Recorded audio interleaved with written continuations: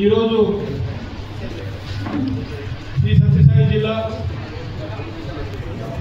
Bharatiya Janata party సేవా పర్వాలకు సంబంధించి ఈ నెల 17వ తారీఖు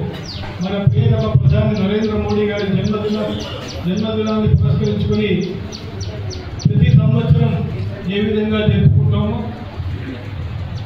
ఆ కార్యక్రమాలు 17వ తారీఖు నుంచి అక్టోబర్ 2వ తారీఖు వరకు 15 రోజుల పాటు సేవా కార్యక్రమాలు చేసే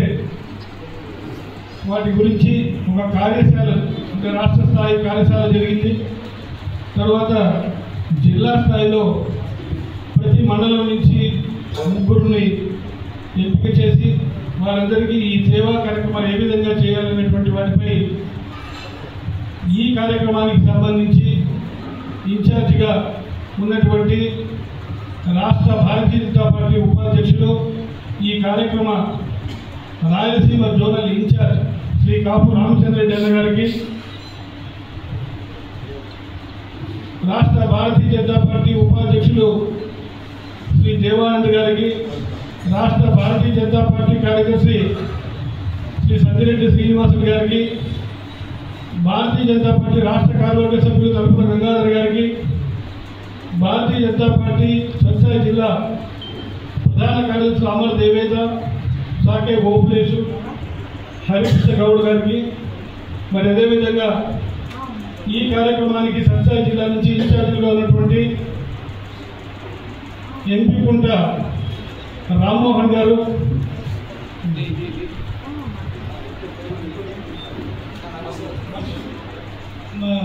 మడకశిరకు సంబంధించి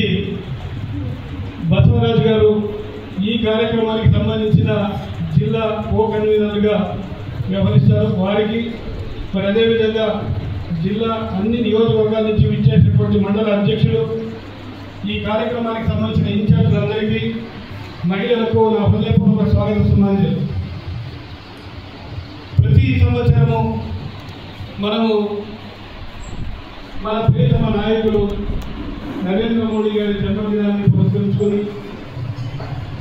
17వ తారీఖు నుంచి అక్టోబర్ 2వ తారీఖు వరకు దేశవ్యాప్తంగా అనేక సేవా కార్యక్రమాలను చేయడం జరుగుతుంది. ఆ కార్యక్రమాలను ఏ కార్యక్రమాలు ఉంటాయి, ఏ టైంలో అంటే ఏ డేట్కు ఏ తేదీకి ఎక్కడ ఏ కార్యక్రమం చేయాలి, ఏ విధంగా కార్యక్రమాలను రూపకల్పన చేసుకోవాలి అనేటువంటి వాటిపైన ఒక వర్క్షాప్ మాదిరి ఈరోజు మనం ఇక్కడ సమావేశమై వీటికి సంబంధించిన అన్ని విషయాలను మనకి ఇక్కడికి వచ్చి విచ్చేసినటువంటి రాష్ట్ర నాయకులు వీటి గురించి మనకు వివరిస్తారు. ప్రతిసారి మాదిరి రక్తదాన శిబిరాలు, మరి అదేవిధంగా అన్నదానాలు, క్రీడలను ప్రోత్సహిస్తూ క్రీడా కార్యక్రమాలు, సెమినార్లు, మనము జిల్లాలో ఒక ఎగ్జిబిషన్ ఏర్పాటు చేయడము, స్వచ్ఛ భారత్ సేవా కార్యక్రమాలు వంటి అనేక కార్యక్రమాలు దాదాపు ఇక్కడ ఉన్న వారందరికీ వీటి గురించి అవగాహన ఉంటుంది. మరి అందులో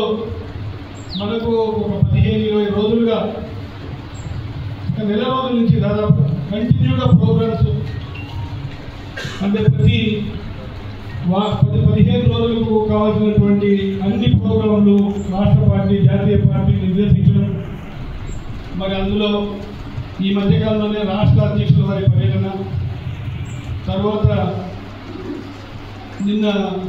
10వ తారీఖు జరిగినటువంటి సూపర్ 6 సూపర్ 8 కార్యక్రమానికి కూడా జిల్లా నుంచి పెద్ద ఎత్తున అక్కడికి రావడం, అంటే అన్ని వరుస కార్యక్రమాలతో కొంత కార్యకర్తలు కూడా రావడము, వారికి సమాచారం ఇచ్చిన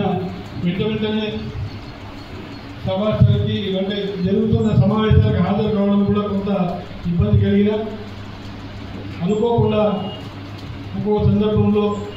కార్యక్రమాలు ఈ విధంగా ఉంటాయి. పార్టీ కోసం కొంత సమయాన్ని మనం వెచ్చించి ఈ కార్యక్రమాలు మనము